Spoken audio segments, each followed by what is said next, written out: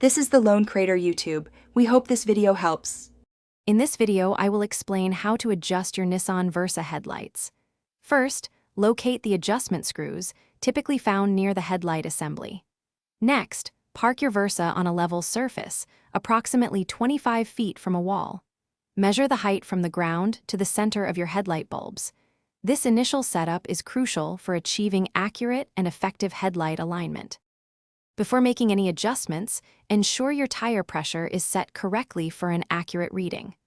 On the wall, mark a horizontal line matching the headlight center height you measured.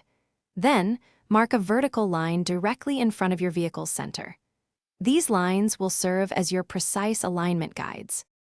Now, it's time to adjust the beams. Use a Phillips head screwdriver or a hex wrench, depending on your model. Turn the vertical adjustment screw to raise or lower the beam, aiming for a slight downward slope. Then, use the horizontal screw to move the beam left or right. Adjust one headlight completely before moving to the other. After adjusting both headlights, step back and verify their alignment against your marked lines. The top of the low beam cutoff should be about 2 inches below the horizontal line. Take your Nissan Versa for a test drive on a dark road to ensure proper illumination and that you are not blinding oncoming traffic. Thanks for watching.